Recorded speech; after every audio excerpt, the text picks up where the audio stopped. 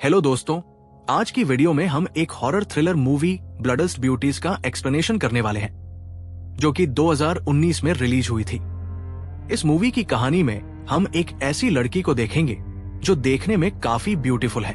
यहाँ उसके हस्बैंड ने अपने बिजनेस के लिए एक बड़े गैंगस्टर से पैसे उधार लिए थे, लेकिन जब उसका बिजनेस डूब जाता है और वो पैसे नहीं चुका पाता, और तभी उसका हस्बैंड अपनी वाइफ को किडनैप करवा के और साथ ही कितने जाने लेगा, इसके बारे में हम इस वीडियो में देखेंगे। तो चलिए इस मूवी को शुरू करते हैं। मूवी की शुरुआत में हम एक मैरिड कपल को देखते हैं। यहाँ इस लड़की का नाम मरियम है। मरियम का हस्बैंड अपने डूबते हुए बिजनेस को लेकर बहुत परेशान है और इसी कारण दोनों के बीच काफी कहासुनी भी होती है। तभी सीन बदलता है और हम एक ड्राइंग आर्टिस्ट को देखते हैं जो कि हाल ही में इस गांव में रहने आया था। वो अपने घर पर एक नई पेंटिंग बनाने की कोशिश कर रहा था, लेकिन उसे अपने पेंटिंग के लिए कोई अच्छा आइडिया नहीं आ रहा था, जिस वजह से वो काफी परेशान था। तभी उसकी नजर घर के बाहर जाती है और यहाँ उसे रेड ड्रेस पहनी हुई प्यारी सी मरियम दिखाई देती है। अब पेंटर तो उसे देखता ही रह जाता है और तुरंत उसका पीछा करने लगता है। इधर मरियम का हस्बैंड एक गैंगस्टर के पास जाता है और कहता है कि उसे और पैसों की जरूरत है। यानी उसने इसके पहले भी कई बार इसी गैंगस्टर से पैसे उधार लिए थे। फिर वो गैंगस्टर उसे पैसे दे देता है, लेकिन चेतावनी भी देता है कि पैसे समय पर ना लौटाने पर वो जान से मारा जाएगा।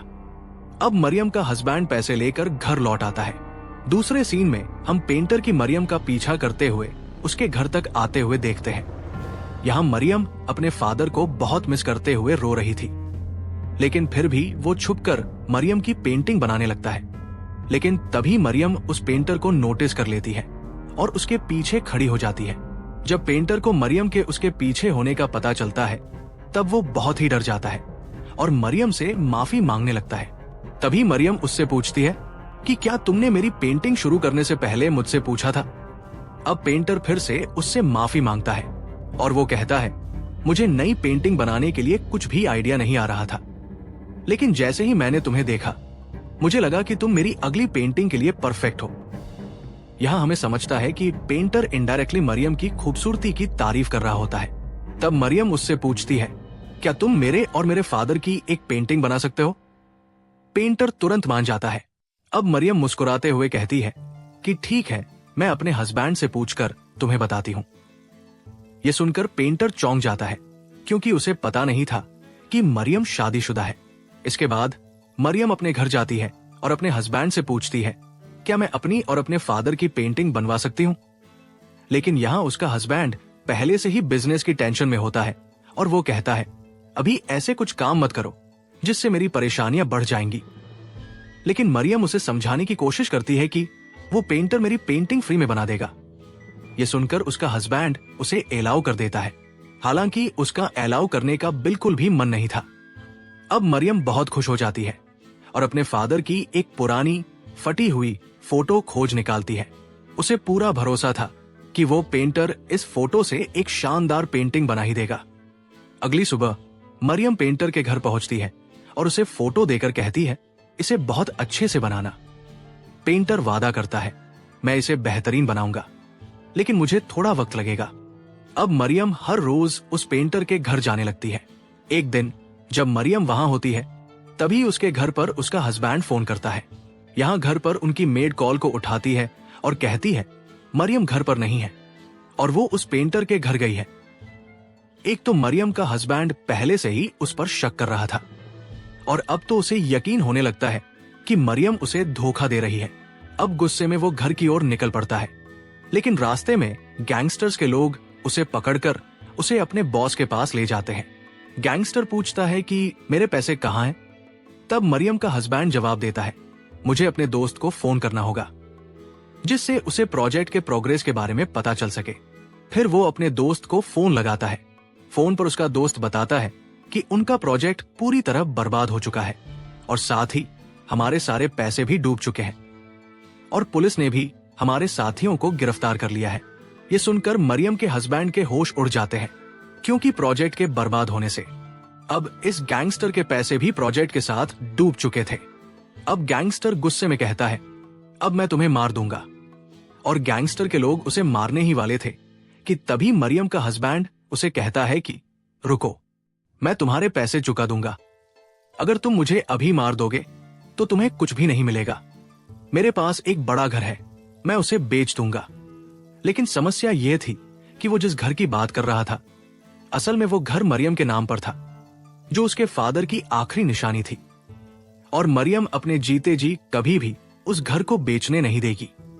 इसलिए मरियम का हस्बैंड सोचने लगता है कि मरियम को कैसे मनाया जाए। दूसरे सीन में हम देखते हैं कि पेंटर मरियम की पेंटिंग पूरी कर चुका होता है। मरियम इस पेंटिंग बेहद खूबसूरत लग रही थी। अब पेंटिंग को दीवार पर लगाती है। तभी मरियम को ऐसा महसूस होता है कि कोई उसे चुपके से देख रहा है, और तभी उसे टेबल एक प्लेट में उसकी बिल्ली की लाश पड़ी दिखती है। अपनी बिल्ली की ये हालत देखकर मरियम बुरी तरह डर जाती है, और यहाँ वो पेंटर मरियम के घर से जाने ही वाला था कि तभी वो मरियम के चीखने की आवाज सुन लेता है, और वो तुरंत मरियम के पास पहुंचता है। यहाँ घर पर मरियम बुरी तरह से डरी हुई थी और जोर जोर से रो रही थी। इसलिए पेंटर उसे शांत करने की कोशिश करता है, लेकिन इसी बीच उनकी मेड वहां आ जाती है और वह इन दोनों को इतने करीब आते हुए देख लेती है।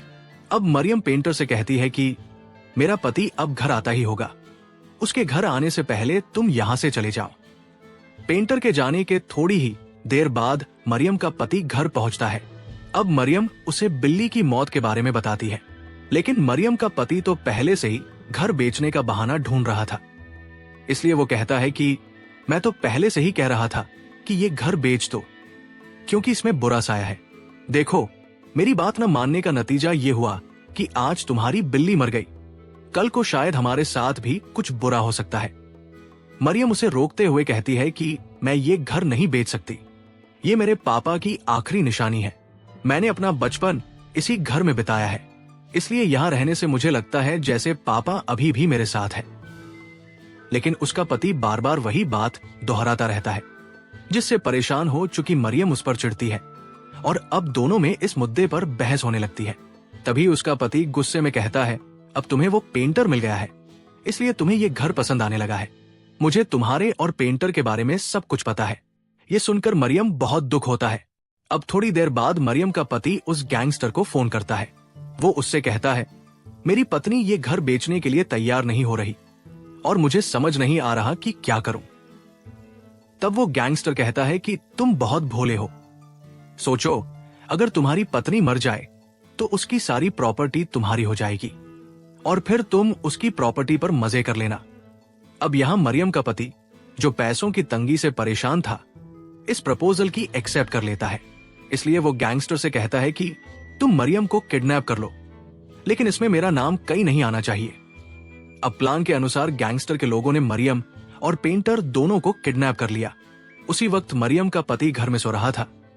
तब वो सपने में मरियम के साथ बिताए अच्छे पलों को देखता है और तुरंत उसकी नींद टूट जाती है और वो अपने किए पर पछताने लगता है। इसलिए वो तुरंत गैंगस्टर को फोन करके कहता है कि इस प्लान को अभी कैंसिल कर दो, मैं अपनी पत्नी को मरवाना नहीं चाहता। तब वो गैंगस्टर ने कहा, चिंता मत करो, मैं तुम्हारी पत्नी को नहीं मारूंगा। लेकिन मरियम अब गैंगस्टर के कब्जे में थी और गैंगस्टर के लोग उसके साथ गंदी हरकतें कर रहे थे। इसलिए मरियम खुद के बचाव के लिए उन पर हमला कर देती है, बल्कि पेंटर भी खुद को रस्सियों से आजाद कर लेता है। तभी गैंगस्टर का एक आदमी पेंटर पर हमला कर देता है, जिससे वो बुरी तरह घायल हो जाता है और मरियम वहां से भागती हुई एक पुल पर पहुंच जाती है और सामने से आने वाली एक गाड़ी को रोक लेती है। लेकिन उसकी बदकिस्मती से वो गाड़ी उसी गैंगस्टर की थी। अब ये लोग उसे फिर एक बार पकड़ लेते हैं और उसे मारकर उसी पुल से नीचे फेंक देते हैं। ये सब देखकर डरा हुआ पेंटर सीधे पुलिस के पास जाता है और कहता है कि उस गैंगस्टर के आदमियों ने मरियम को मारकर पुल से नीचे फेंक दिया गया है। अब पेंटर पुलिस को अपने साथ उस जगह पर ले जाता है, लेकिन यहाँ उन्हें मरियम की लाश नहीं मिलती। इसलिए पुलिस अब पेंटर पर ही शक हो जाता है और वो उसी को ही पकड़ लेते हैं। इसी बीच मरियम का पति अपने घर पर सो रहा होता है। तभी अचानक उसकी नींद खुलती है। यहाँ उसे किसी के चलने की आहट सुनाई देती है। जब वो नीचे आता है तो उसे मरी हुई बिल्ली नजर आती है और वहां उसे मरियम का कटा हुआ सिर भी दिखाई देता है।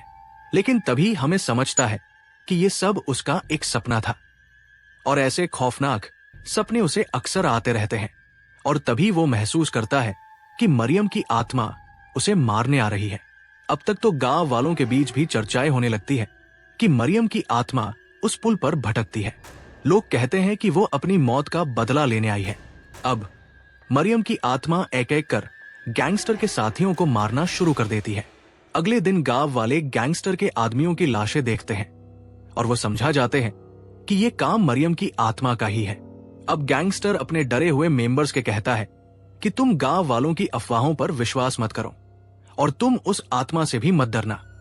लेकिन फिर भी धीरे धीरे करके मरियम की आत्मा गैंगस्टर के बाकी साथियों को भी मार ही देती है और अंत में गैंगस्टर अकेला बचता है। वो चालाकी से पेंटर के घर में छुपने चला जाता है क्योंकि वो जानता है कि आत्मा पेंटर को नुकसान नहीं पहुंचाएगी।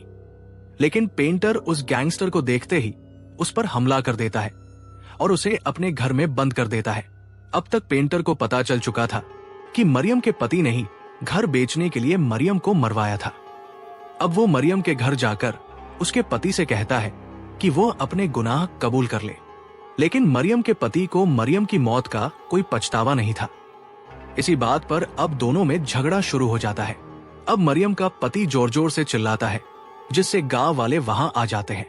वे पेंटर को पकड़ लेते हैं। तभी पेंटर कहता है, मेरा यकीन करो, ये वही आदमी है जिसने मरियम को मारा है, पर गांव वाले उसकी बात पर यकीन नहीं करते। इसके बाद पेंटर गांव वालों को गैंगस्टर से सच्चाई उगलवाने अपने घर ले जाता है। लेकिन घर पर गैंगस्टर को पहले ही किसी ने मार दिया था। अब गांव वाले पेंटर को ही मरियम का हत्यारा मान लेते हैं। लेकिन पेंटर कहता है, अगर मैंने मारा होता तो तुम्हें यहां क्यों लाता। उधर मरियम का पति पेंटर से बचने के लिए पुलिस के अपने लिए सुरक्षा मांग लेता है। रात में मरियम की आत्मा अपने ही घर पर आती है और अपने हस्बैंड को डराने लगती है। तभी उस गैंगस्टर का बॉस भी वहां अपने डूबे हुए पैसे मांगने आता है।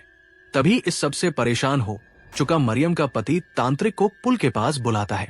अब तांत्रिक मंत्र पढ़ता है और उसके मंत्र से मरियम की आत्मा वहां आ जाती है।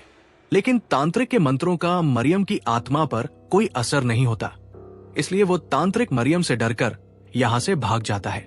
अब मरियम जैसे ही उसके पति पर हमला करने के लिए आगे बढ़ती है कि तभी उसका एक सिक्योरिटी गार्ड मरियम पर गोली चला देता है। लेकिन मरियम पहले उसे ही मार देती है और अब वो अपने पति के पास पहुंचती है, जिससे उसके पति की हालत काफी खराब हो जाती है और अब वो अपनी जान बचाने के लिए मरियम के सामने गिड़गिड़ाना शुरू कर देता है। तभी पेंटर भी यहाँ पहुंच जाता है और पेंटर मरियम से कहता है, मुझे पता है कि तुम जिंदा हो और तुम जो कुछ भी कर रही हो वो बिल्कुल सही कर रही हो, पर तुम पहले अपने पति को बताओ कि हमारे बीच कुछ गलत नहीं है। अब मरियम का पति अपने किए पर माफी मांगता है, पर तभी पीछे एक आदमी पीछे से आकर पेंटर पर हमला कर देता है। लेकिन मरियम पेंटर को बचा लेती है और उस आदमी को मार देती है। इसी बीच मरियम का पति उसके ऊपर हमला करके उसका गला पकड़ लेता है। मरियम को मारते मारते वो उससे माफी भी मांगता है और कहता है कि मैं ये सब मजबूरी में कर रहा हूं, मुझे अपनी जान बचाने के लिए पैसे चाहिए और पैसे तो उस घर को बेचकर की मिलने वाले हैं। और फिर मरियम अपना दम तोड़ देती है।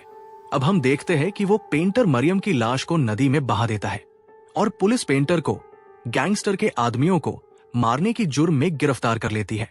फिल्म के आखिरी सीन में हम गैंगस्टर के बॉस को मरियम के घर पर देखते हैं, यानी उस गैंगस्टर ने भी अपने इस बॉस से वो पैसे लिए थे जो उसने मरियम के पति को दिए थे। अब ये घर उस बॉस का हो चुका है। तभी हम यहाँ मरियम की असली वाली आत्मा को भी देखते हैं, यानी अब वो बदला लेने के लिए पूरी तरह तैयार है। फिल्म यही खत्म होती है। अगर आपको कहानी पसंद आई हो तो चैनल को सब्सक्राइब जरूर करें।